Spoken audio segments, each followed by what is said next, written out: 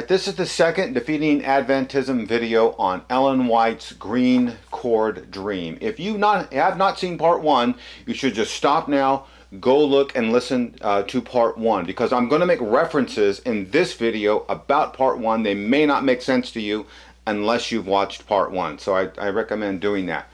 I'm going to do a different aspect than part 1 of this video, and I'm not going to pay attention to the dream so much itself as to what happens at the end of the dream. So let's look here, the first page. In this book, same book that you saw in part 1, it's the Alex Bryan Green Chord Dream book, copyright 2012, Pacific Press. As I said, we're just going to start with the beginning of the dream. He doesn't even call it a dream, actually. In a way, he calls it, Ellen had a mystical experience. More on that in the third and final video of this series. So the dream starts off this. Just then the door opened and a person of beautiful countenance entered. And then she has an encounter with that person. Again, covered in part 1. On page 23, we end that section of the dream where she's exiting the dream, and she says, "My guide now opened the door, and we both passed out." And then on page 23 at the bottom, this is the focus of this video, "He handed me a green cord coiled up closely. This he directed me to place," now read all these words carefully, "he directed me to place next to my heart, and when I wish to see Jesus, take it from my bosom and stretch it to the utmost."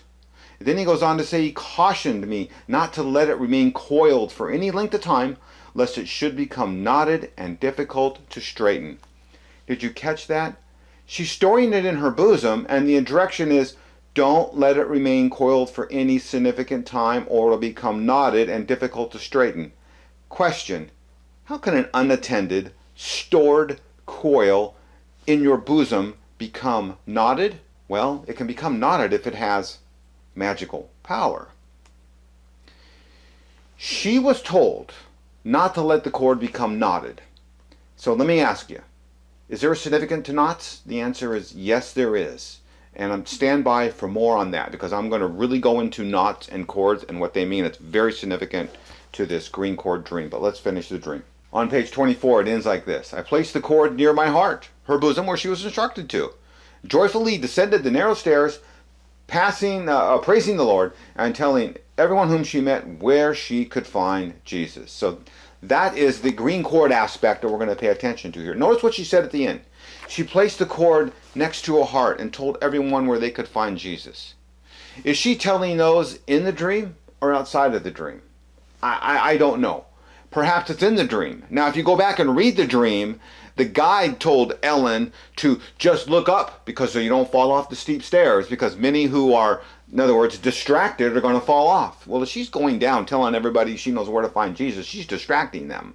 She's not listening to her guide. Or perhaps it is something she's telling us she did after her dream. I don't know. I think it's unclear. You can choose.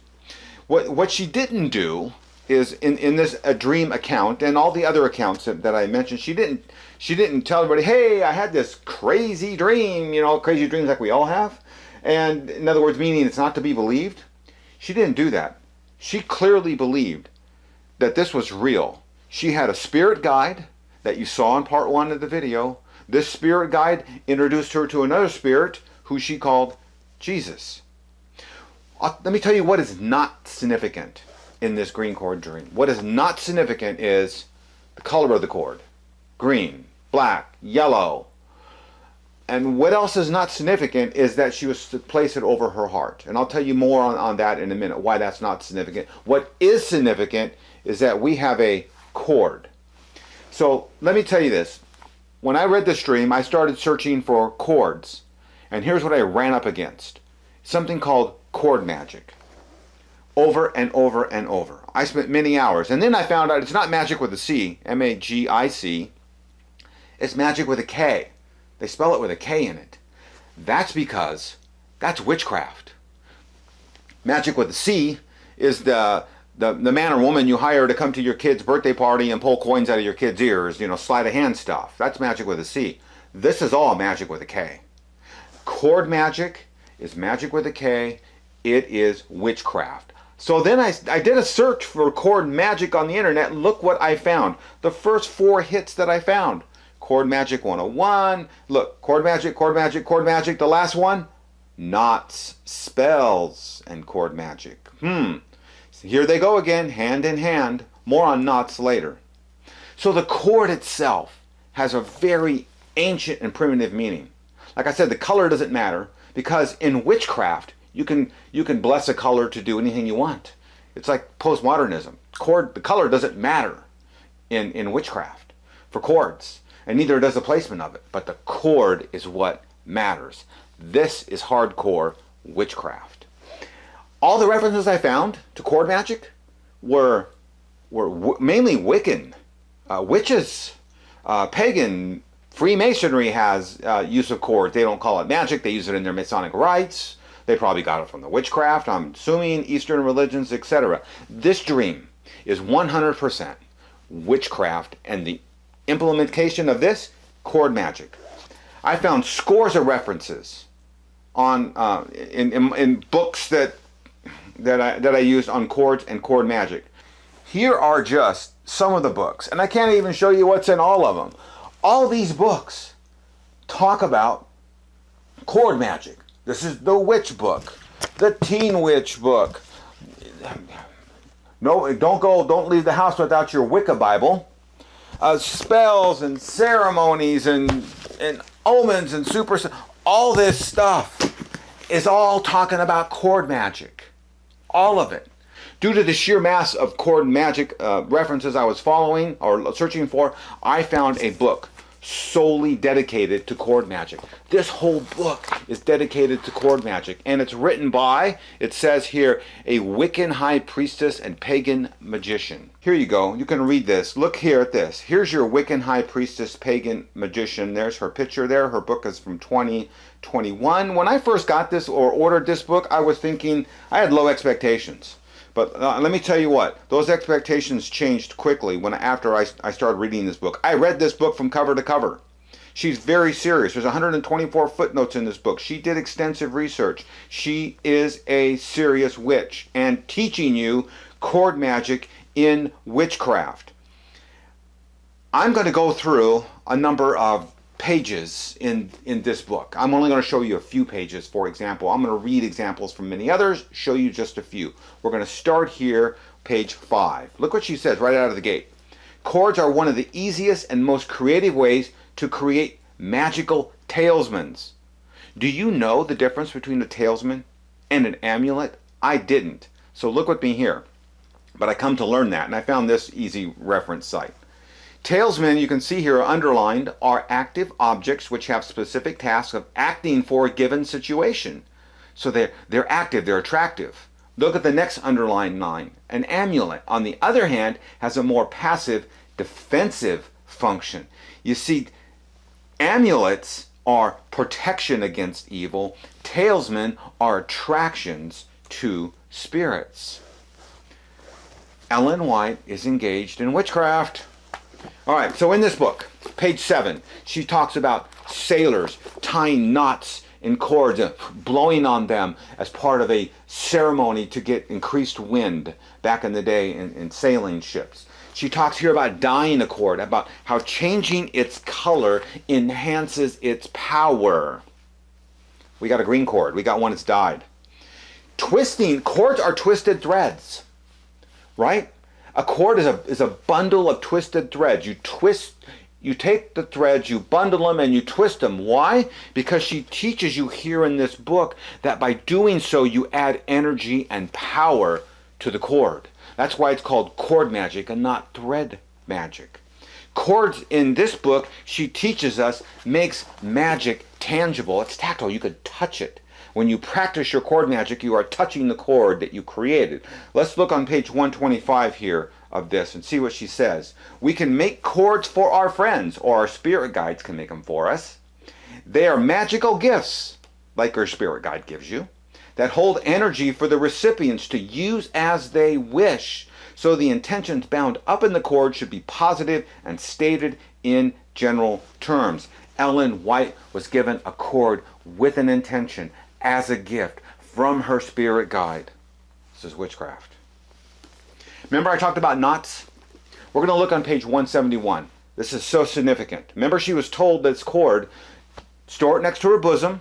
Don't leave it there too long so it doesn't become knotted. What is the significance of knots and cords in witchcraft cord magic? Read with me here. We can tie a knot to make something happen. We can also tie a knot to prevent something from happening. The knot puts the energy on a magical hold, keeping the energy itself locked up. Now you know why Ellen was told not to get the cord knotted by her spirit guide, because she would have put the energy on hold, and when she stretched it over her heart, if there was a knot in it, it wouldn't work. There's so much of a relationship here between these two books and witchcraft. It's phenomenal. Anyway, we get to the end of this book, and she actually tells you how to create a cord and what to do with it. Let's look here. On page 234, you choose the intention of your cord. Write it down. Speak it as you're doing this. You lay out your materials, you cut it to the right length, and then she says you bless the materials, and you can just read in the text here, and the whole chapter 9 of this book, she gives you an example on how to bless the materials. The next two steps are really significant. You place the time and energy. You're actually, in this part of the process, you are charging the cord. You are speaking into the cord what you want it to do. Now here she's talking about combining it with other cords, which you can or can't do, but nonetheless, this is a simple process of charging the cord.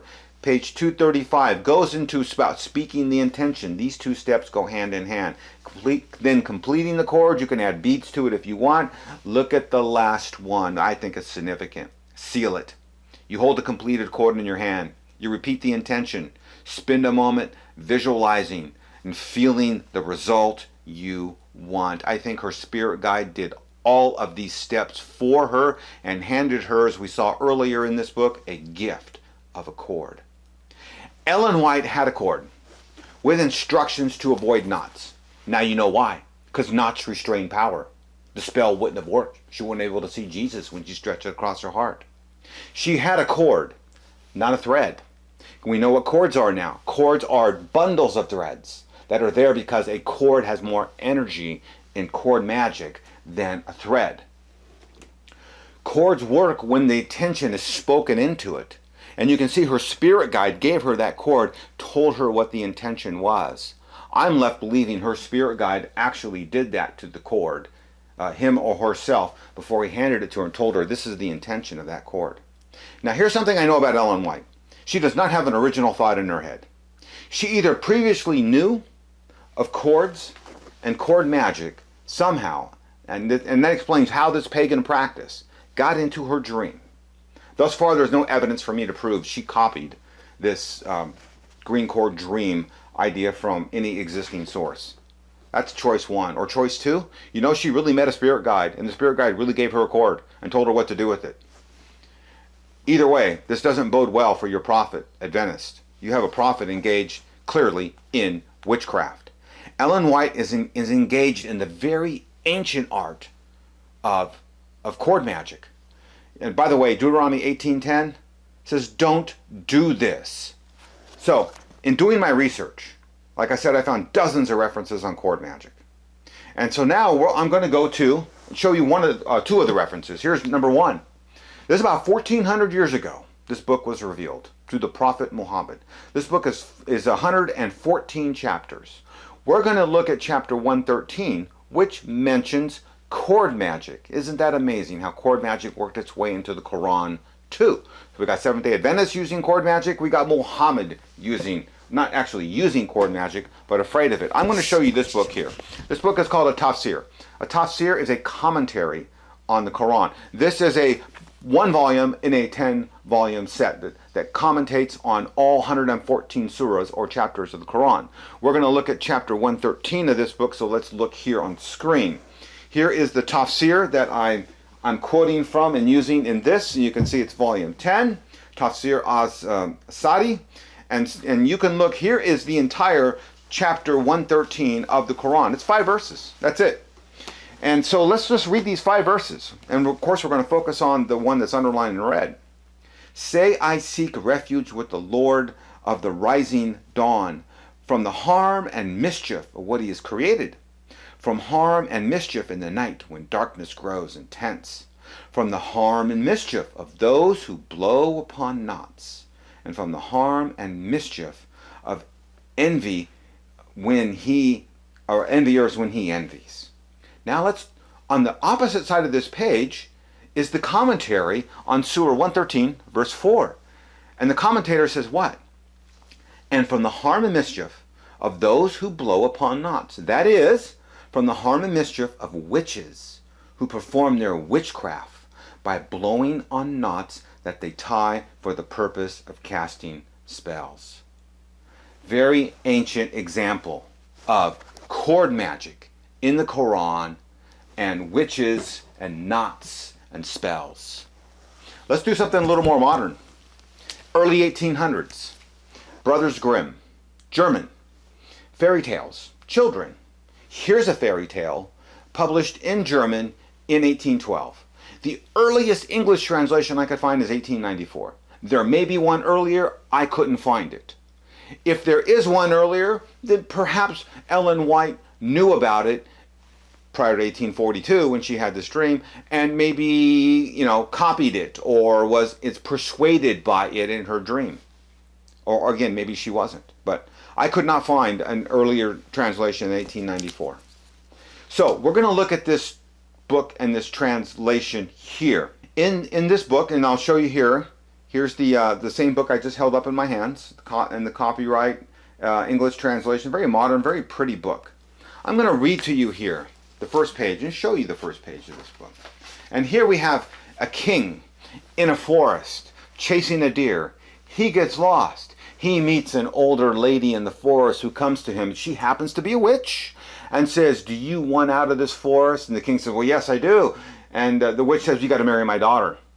Because if I don't show you the way out of this forest, because it's so dark and so mysterious, you'll die here of starvation." The king says, "Okay, let me see your daughter." The witch takes him to the daughter. He sees the daughter. He says, "Oh, she's very attractive." But something in his spirit bothers him. The story goes on to tell us. But he does marry the daughter. Now this king was married previously and had 6 sons and some daughters. And he lived in a very dark, mysterious forest that nobody could get to. They couldn't find it because it was just so confusing and hard to get to. But the king could get there. You know how he got there? Look with me here on screen. Some person at one time or another in his life gave him a ball of magic yarn. He had cord magic, which would unfurl itself and guide him in the forest to his secret hideaway where his kids lived. Now this king married, as you see here on the top of the page, the beautiful witch daughter who he thought was beautiful but didn't exactly trust. She wanted to know. See, the king would leave their house and go into the forest to be with his children. And she was wondering, why is he gone so long and how does he get there? And she heard about the magic cord or yarn and bribed some of his servants, and they told her about it and she took it. And you see her now using the magic cord. Remember where Ellen White was told not to leave the cord by her bosom unattended or it might knot itself? You know why? Because the cord had power. Like you see in this grim fairy tale, this cord had power. So, with all that, do you wonder where Ellen White's green cord is today? The cord she was told coiled up, tied in her bosom? Would you like to see it? I would. So, in early of January 2022, I actually wrote a letter. Put a stamp on it, put my return address. I wrote a letter to the White estate. And I said, "Dear White estate, where is Ellen White's green cord?" And I referenced the dream here in this book. I said, "Is it on exhibit? Will it be on exhibit? Where can I see this?" And you know what? I did this right after Christmas. And to my surprise, they wrote me really quickly. And look what they said here in red. She never received a literal real cord. It was only an object of her dream. The rest of the letter is just a reiteration of the green cord dream we've already seen. So they're saying the cord's not literal. And all I got to say is, what? It's not literal? She was cautioned not to let it lie too long or it might tangle and become knotted. How does that happen with a non-literal cord? How does it become knotted? It doesn't. She was told to store it in her bosom. How do you store a non-literal cord in your bosom? Right, to store it like after the dream too, by the way. She was instructed of future use of this cord. Anytime you want to see Jesus, stretch it across your heart. She's given instructions post the dream what to do with the cord. This cord has all the characteristics of a physical cord. I am convinced that Ellen White had in her possession at one time a green cord and realized this is witchcraft, and that's why you've never heard or seen of it again. I'm just saying. I have no evidence for that, but that's what I think happened. So you know what? What I did was I contacted. Well, actually, before I say that, contemporaries to Ellen White also had talismans. I'm just going to real briefly show you. Here's an exact replica of a rock by Joseph Smith. This was his seer stone that he used to translate the Book of Mormon. He would take this rock, drop it in a hat, hold it up to his face. This stone, he said, would illuminate the letters that then became the Book of Mormon. So the idea of prophets in Ellen White's contemporary time having seer stones and talismans, it's not foreign concept. So, anyway, I contacted a witch and said, make me a green cord. I want a green cord 12 inches long. Make it green and make the ends of the cord, wrap them in a natural cloth for me. So you know what? Here is my cord made by a witch that I asked for. She never asked me why I was getting it made. She's probably thinking I'm engaged in witchcraft too. Isn't it funny how much it looks like this green cord in this book? I wonder where they got this one made at. I wonder if they used the same witch. Just saying. I'm going to take this cord from now on. I have a cord made by a witch. And behind me in all my videos, you may or may not be able to see, but I have a book pulled out on the top shelf up here. This is the 1858 Great Controversy from Ellen White. This green cord made by a witch. Of course, this book we know was given to her by Envision, we'll just say, another spirit guide. So there's no better appropriate place than to rest this green cord on top of this book, and there it shall forever sit in this library, appropriately where it belongs. The cord by a witch on Ellen White's book. Got a proposal here for you, General Conference. Chapter 18 of this book is called what? The Spirit of Prophecy? I'm convinced now Ellen White is not the Spirit of Prophecy. She's the Spirit of Witchcraft.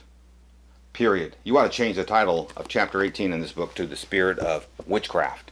And it's also, and it's even more repugnant that here's your current church manual, and it says one baptismal vow in here, and let me just turn to it and find it.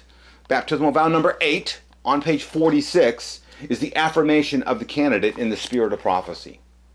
That's the affirmation in the witch Ellen White. That is absolutely abhorrent. And if you're a Seventh-day Adventist, this ought to be troubling your soul to the core. If this video and the witchcraft of Ellen White do not trouble you to your core, I simply do not know what to say. Your heart is harder than Pharaoh in Exodus when he was dealing with Moses. Let's wrap it up here.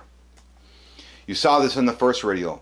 Beloved, do not believe every spirit, but test the spirits to see where they're from God. Ellen White did not test anything. She just accepts everything. And because of that, she indeed was led by an angel of light, a masquerading demon.